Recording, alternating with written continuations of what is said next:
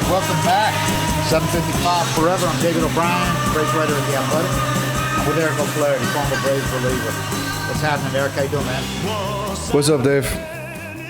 Kind of a disappointing end to the Braves series against the Pirates. I thought they had a good chance to sweep them, but the offense has gone back to erratic mode at best, and today they did really nothing. It was a weird game. 11:35 a.m. start, which felt just really, that's the first time I've ever covered a game before noon, and that's including spring training games. You know, they start at 1. It was just weird, but it's so awkward. I guess in playoffs it happens sometimes, but there's some adrenaline to that. But during the regular season, usually getting out of bed, you know, if it's up to you and it's not a normal day game, you go to bed at like 1:30, 2 o'clock if you're lucky. Yeah.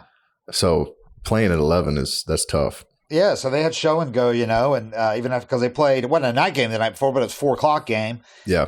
And that was an exciting one. I mean, that was the walk-off 10 innings.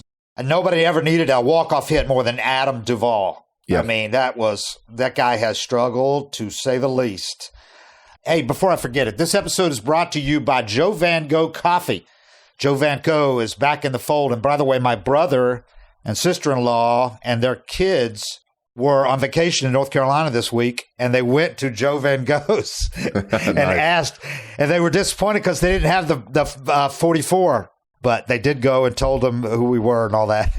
Nice. So anyway, they said the coffee was great. In Braves country and all over baseball, it's the middle of the season. Time for the All-Star break. There's another break worth taking. That would be a coffee break to remember Braves legend Henry Aaron, who was selected in Midsummer Classic 20 times.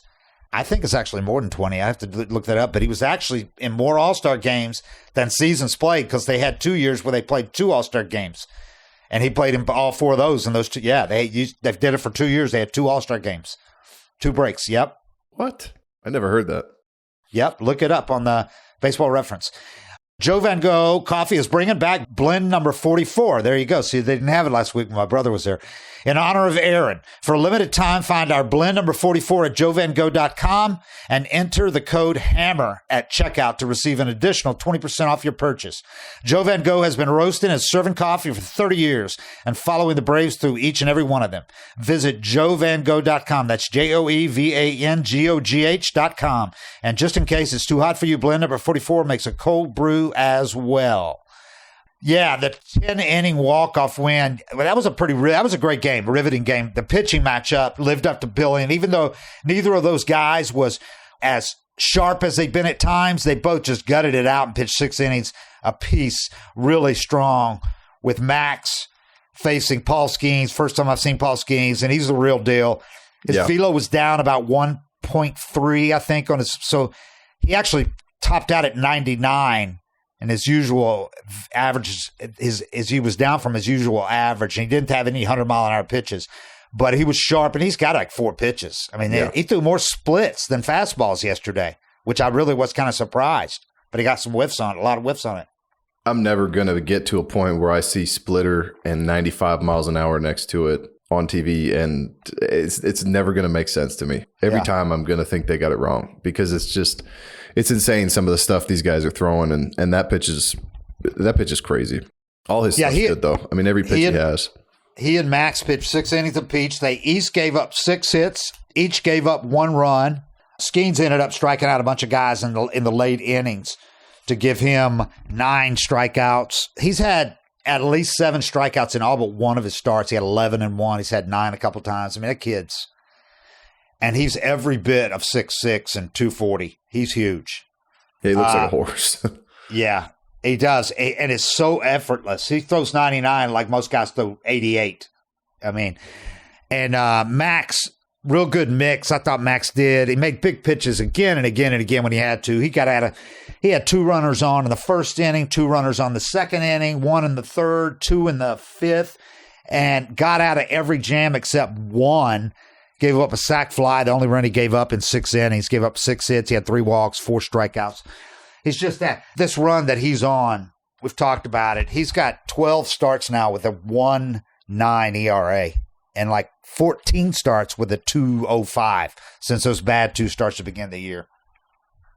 You know, I always say the guys that can bet on themselves, you know, like Max could have, he's already set for life if he's not an idiot right now. But I mean, he could have guaranteed himself $100 million last year, probably something in that range. 80 to 100. I'm sure somewhere. The in there. offer the Braves would have made to him. Yeah. Yeah, and the guys that bet on themselves and are willing to go into a season like this, risk injury and risk performance, because a lot of guys have bad free agent years because it's the first time it really matters what your numbers are for a while, and in quite a while. Like you go into ARB and stuff, or when you're trying to stay in the big leagues. But once you've got a guaranteed contract, if you have a rough first month, it's like, well, they're not going to release me. Like I've had a pretty good career so far, but he goes into this season, and I mean, I think he's having the best season I've seen him. Yeah, if you throw out the first 2 starts, the numbers are the best all across the board. It's the best I've seen him pitch. Yeah, and he bet on himself not only, about what you said, but this is a guy that's had several injuries, little nagging ones, some a little bigger, the flexor thing last year, the forearm strain 2 years ago when he missed, or that was last year, when he missed 2 months, over 2 months. Mm-hmm. I mean, you have another one of those this year in a free agent year, it's tens of millions of dollars that it would cost you. So, he has confidence in himself. He's a smart guy, and he's gone out and he's handled this. In a free agent year, he could have been an ass and told the Braves, look, I understand why you want to give those guys extra rest for 6-7 days some days, but I want to go every 5th day. So make the schedule work for me where I go every 5th day. And that would have been understandable if he wanted to pitch every 5th day. And they could have done that. It would have required a lot more, maneuvering, but they could have done it and made him go every 5 days in his free agent walk year. But he didn't do that. And he's making the best of it and going out, not saying a word, just going out and doing it. 4 days rest this week, or he's only done that a couple times, but 5 days rest, 6 days rest a couple times. And it's pitching great in like every one of those situations. I think it's tough to predict what the free agency will look like. One, because it was kind of a weird market the last few years anyway. Yeah. There was Snell couldn't get a good deal. So had to take that 1 year or 2 year, whatever it was. And there's guys that are doing to him. Yeah. Yeah. So disaster. I mean, it's hard to tell what it'll look like. And Max has had some injuries, and teams, I think, are a little more cautious with pitchers than, position players, obviously. But he's 30 years old. Yep. Yeah. So who knows? Who knows what it'll look like for him? But he couldn't be doing more right now to help his case. Oh, I know. Oh, yeah. He's going to get – it ain't going to surprise me if he gets it won't be like a 5 or 6 year deal at 30, I don't think, because teams have realizing those are backfiring us those long. But I could see him getting like 3 or 4 years at $30 million per. At least. I could see him doing that, yeah. Yeah.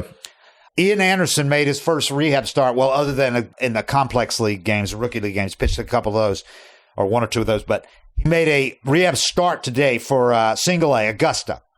And I'm just looking it up. And, man, you talk about encouraging. 3 innings, 1 hit, 1 walk, 1 strikeout. He threw 46 pitches, 29 strikes. I mean, the Braves love to see that because he's right on schedule to come back after the All-Star break. Yeah, and that's kind of my take on him is he always seemed to really be able to pitch, and he never seemed overwhelmed by any moments. So when you saw him really struggle, a lot of times there's an injury forming, or it's kind of already there. You've got this weakness that's about to go. And I think a lot of his performance before he finally blew out was probably due to an injury that was on its way or already starting. Started the previous year because he kind of conceded that, it could have been a little sore last year, but I don't want to think about that now. It's really kind of move forward. And he ended up compensating, and then that's when he did the real damage. Mm-hmm. This injury report is brought to you by Gerber and Holder, attorneys who only represent injured workers, just like these Braves. If you've been hurt on the job, go to www.gerberholderlaw.com. That's GERBERHOLDER law.com. The other one is Michael Harris. He's missed, 2.5, almost 3 weeks now with the hamstring, which we figured he'd miss about a month, but he's not running yet. And they're making sure it's completely healed, which you've got to do for any player, but especially a speed guy, a runner like him playing center field, where you're not going to be able to restrain yourself. You got to go balls to the wall, to go to get balls in a gap when he's stealing bases all the time. He's always using those legs. So they're going to be careful. And now that we're this close to the break, I'd be surprised if he comes back for the break. No, I don't think so. Yeah, I think he'll come back after the break. That'll give him like 5-6 weeks. And that sounds about right for a hamstring. It was great, too. So, I mean, it could easily be 2 months, Yeah. But he's doing everything except running. He's he's been swinging for a while. He's throwing now a little bit. He's doing other things to keep active. So, and he said he can't feel it for what that's worth, just in regular doing other stuff. It's not conscious of it. That's a good sign. Right. When you don't feel it just moving around, which you do if it's still there, you definitely would feel it. When my shoulder was torn up, I couldn't take the sheets off myself in bed without, a sharp pain. So definitely stuff that you're not feeling and just being cautious with. That's a good sign that he could come back and be full health when he's back. I was talking to McHugh in the clubhouse today. McHugh's doing stuff for Bally. Yeah. He's like one of their pre and post game host guys, and he was doing sideline reporting for one of those games, and he's in the post game and with us in the media room in the interview room, and like Max Fried came in yesterday. And he walks in, he looks over. What are you doing in here? And he's sitting in the front row with his microphone. Yeah. Max said, "Well, this is weird," and we let McHugh ask the first question. And he's got great questions too, because he asked them like he's having a conversation, pitcher to pitcher. Yeah. So they're like a little long, but they're like great questions. So we appreciate it. Like that's a better question than I would have asked him. Yeah, it's nice getting just a fresh question. You feel like you get asked the same stuff most of the time, and right. Most of it's just kind of to lead you into a pretty cookie cutter answer. But those conversations with actual players and the stuff that they kind of pick up and might ask you are always pretty good. He's good though. I think he's he's got a future in this. And he's doing it so soon after retiring as a player. It's always cool. So he knows like everybody in the locker room, basically. I think that's a good time to do it. Yeah. So meanwhile, Jesse Chavez keeps going at 40 and getting his ERA down to like 1.3 now. That's crazy. The other night, Charlie pitched really well. Went like 6 1/3. 6 1/3, gave up 3 hits, 1 walk, 7 strikeouts. Charlie, 104 pitches, no runs. It was solid, man, against the Pirates. So who relieves him? One 40-year-old pitcher giving the ball to another 40-year-old pitcher. And Jesse comes in with a runner at second. With a runner at second, gets him out of that jam, gets 2 outs, and then pitches another inning. So Jesse goes 1 2/3 with 2 strikeouts. That's crazy, man, what he's doing. I said, do you think about the All-Star game? Because last year, this time, we were asking you about the All-Star game. Your ERA was so low and all that, and then you got hit in the shin with that comebacker from Cabrera, broke his shin. So you're even allowing yourself to think about this year? And he goes, I'm not thinking about that now. I'm just thinking about having a full year. I just want to have a full, healthy year with this team, Not getting traded, not getting hurt, just wants to have a full year. He goes, if I can have a full, healthy year, that'll be my All-Star year right there, just having a full, healthy year. Yeah, it's so hard to make the All-Star team as a reliever if you're not a closer. Yeah. I mean, once in a while, you'll have a setup man that is striking out everybody. Right. And throws 100 and has some kind of breaking ball. Like the guy for the Brewers that was backing up Hader with the changeup. I can't remember his name right now. But with that crazy changeup, yeah. You can make it like that, but just doing a great job in the bullpen. It's really just your local fans that appreciate it and know it. Especially a middle reliever, yeah. It's almost impossible. If he did, it would be kind of a nod from the manager that, hey, he's 40 years old, he's still doing this. Yeah. Everybody loves the guy, and he's still damn good. Let's put him on the team. One of those kind of things. Yeah, there should be a handicap for that. if you're over 40, it's been so impressive, man. How do you get ready for a day game after a night game? A superb cup of coffee, or 2 or 3, is a great way to start. Or for me, 6. Joe Van Gogh Coffee suggests blend number 44, so named in remembrance of Hall of Famer and Braves legend Henry Aaron. For a limited time, find our blend number 44 at joevangogh.com and enter the code HAMMER at checkout to receive an additional 20% off your purchase. That's pretty damn good, man. Joe Van Gogh has been roasting and serving coffee for 30 years and following the Braves through each and every one of them. Visit joevangogh.com, just like it sounds, Joe Van Gogh, JoeVangogh.com. This show is sponsored by BetterHelp. Many people want to get into therapy but are afraid to jump off the proverbial diving board. I know, I've been there. But BetterHelp is a great option. If you're thinking of starting therapy, give BetterHelp a try. It's entirely online, designed to be convenient, flexible, and suited to your schedule in the modern day environment. Just fill out a brief questionnaire to get matched with a licensed therapist, And you can switch therapists at any time for no additional charge if the first one you match with isn't for you. Get it off your chest with BetterHelp. Visit betterhelp.com/755 today to get 10% off your first month. That's betterhelp.com/755 today to get 10% off your first month. One more time. That's BetterHelp, HELP.com/755. This podcast is supported by IPVanish VPN. If you care about the security of your online activity, the easiest way to protect yourself is with IPVanish. With a rating of excellent on Trustpilot, IPVanish provides an encrypted connection for all your internet traffic, helping to prevent websites, Wi-Fi providers, and hackers from intercepting your data. Help keep your financial details, personal information, and online activity safe from threats with IPVanish. Get started with this limited time offer and save 83% on your 2-year subscription. Visit IPVanish.com/BlueWire. That's IPVanish.com/BlueWire.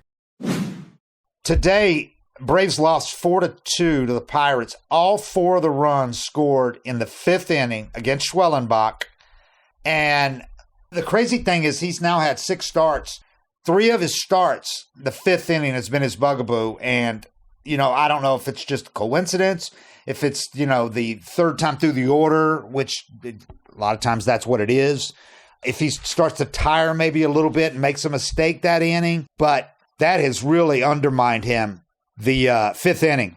Today, he's cruising along, man. He pitched great for the first 4 innings, and he gets to the 5th. The number 9 hitter, he hits him to start the inning.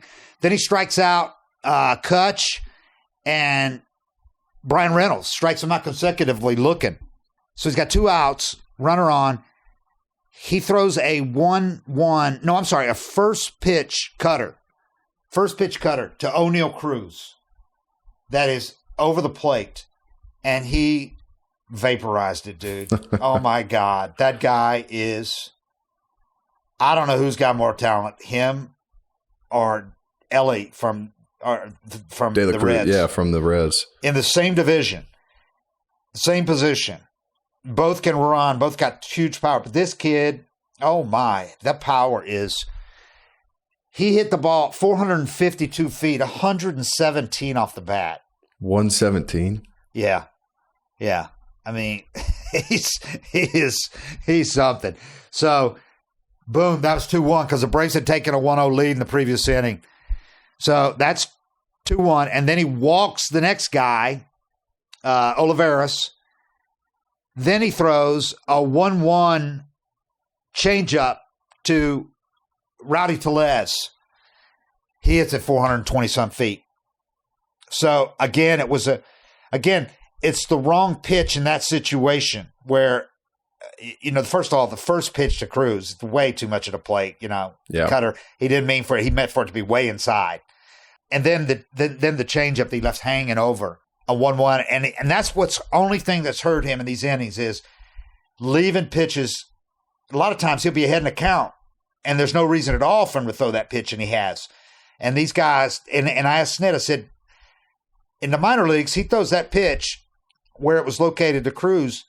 He probably gets away with it, right? He goes, yeah, he might strike the guy out or the guy takes it, It wasn't like right over the middle. Yeah, they might hit a single. Inner part of the plate. And he said, but he can't make the mistake here. He goes, he's not getting those back here. And that's what he's learning. Smith said that he's just learning. He's got so little experience. He had like under 100 innings of pitching. The kid didn't pitch in college till his senior year. He was a closer because he played shortstop. And then had very little, missed the whole year in the minors with Tommy John, first year. So he's pitched very little. So as little as he's pitched, I am very impressed with him. He's got like 5 pitches. 4 of them are really good, solid, really smart kid. He doesn't get frazzled. But you could see in those innings, and you could see it start to come apart again today on that inning.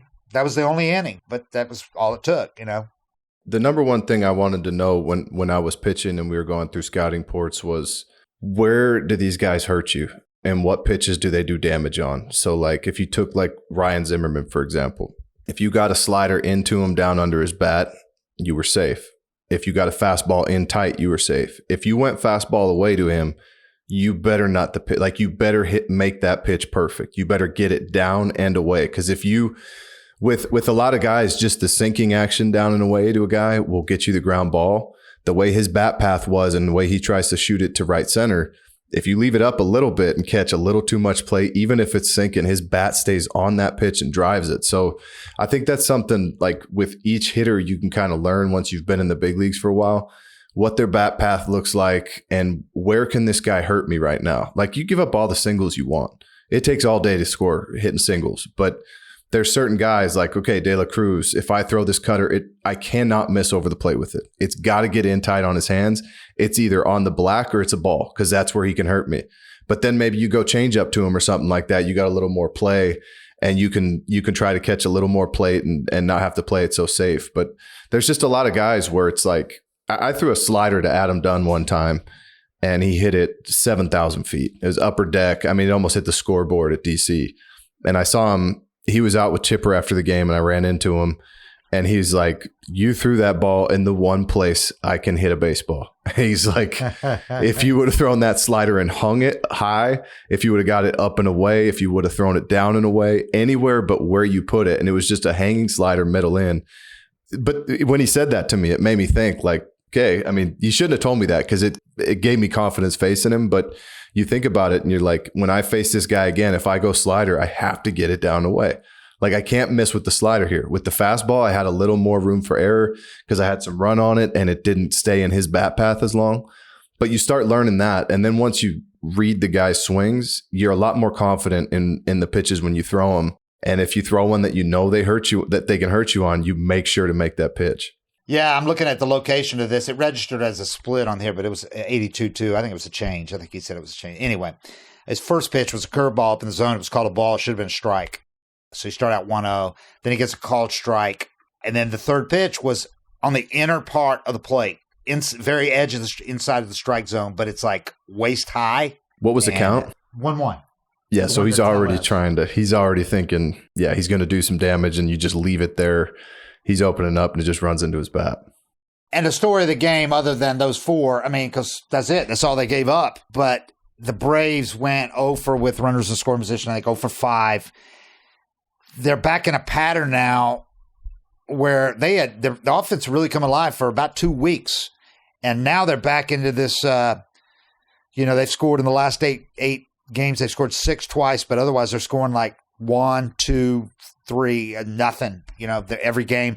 And they're wasting opportunities. They had a really good one today. Austin Riley has really come around. He had a great June.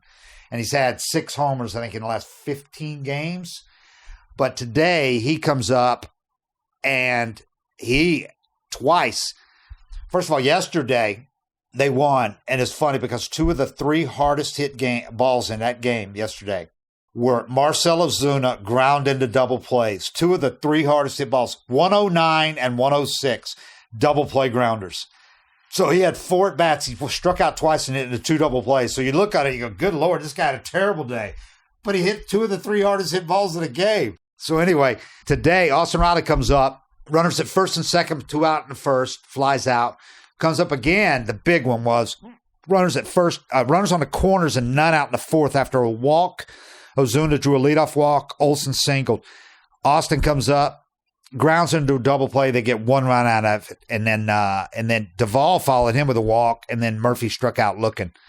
So they really wasted an opportunity there. So they're up only 1-0.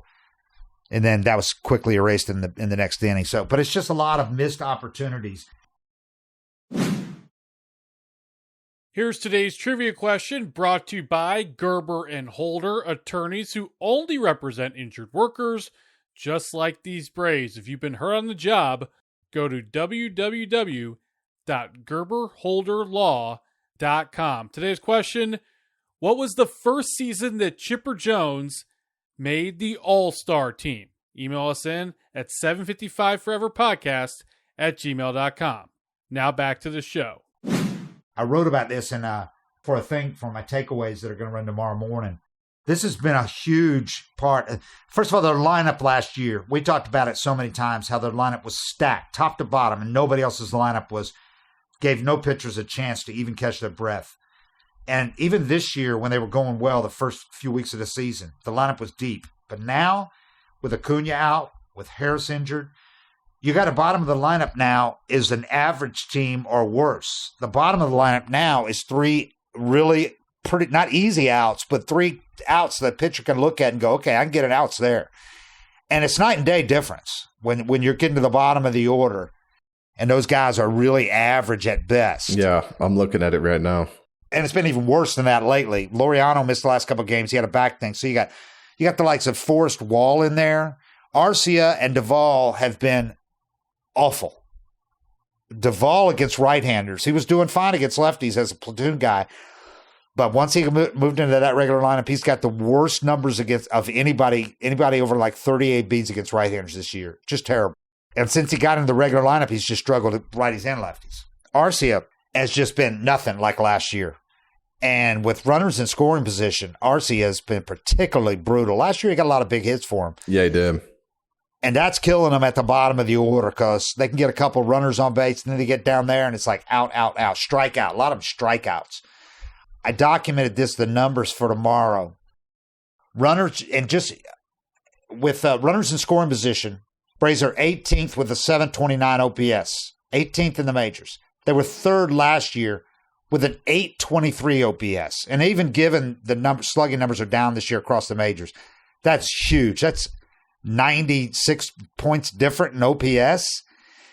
In any situation with runners on base, the Braves are 14th in the majors in average at 255, 13th in slugging, 420, 15th in OPS, 738. That's just runners on base, regardless of scoring position.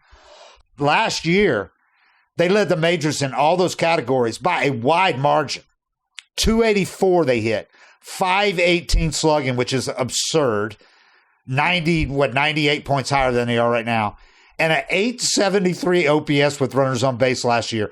738 this year. It's crazy. Yeah, I think it's an easier lineup to kind of work your way through. You know? Like when you get to the bottom of the lineup last year and you had Harris and then you had Ozzy's a switch hitter leading after you got through Acuna. I always looked at it like I pitched around guys a lot. Like I'd get a guy up and say there's a lefty that I know I can get out on deck. Righty comes up and I'm just like, if you want to try to hit some of this garbage I'm about to throw, go ahead and get yourself out. But I'm getting the next guy. And I don't think that was really an option last year. One, because all their lefties could hit lefties and their righties could hit righties. And then you had Ozzy switch. But two, just because everybody was so hot. And then if you look at it this year, it's like if you get to that 4-5 spot, you can play it pretty safe and know that if I get into real trouble, I can battle against these guys that are struggling. Right. And you get 2 or 3 of them. If you get those 4-5 out, now you got another inning that's basically a free inning. Like if I make pitches, I'm getting through this next one, and then the 8 or 9 holes leading off. So you go into the top of the lineup with an out or 2, and you can start being careful again. Last year, that just wasn't an option. It was just everybody was a cleanup and a leadoff guy. It didn't matter. There was no easy at-bats. A perfect example of what you're talking about. After that first inning where Austin flied out with 2 on to end that inning, you start the next inning with Duvall. Duvall, Murphy, who's still trying to get his swing back after missing the first 2 months of the season, and Arcia. That's the 3 guys coming up in the second inning. Your 6, 7, and 8 hitters today. Strikeout. That was the second inning. Well, and you feel that if you're Austin Riley or Matt Olson or one of those guys that know there's about to be this drop off, you feel that pressure to get it done. You feel like, I know that guy's struggling, I got to get it done, or we're not scoring, and that affects your at bats too. And that's a lefty, Bailey Falter, who they crushed last year. You know?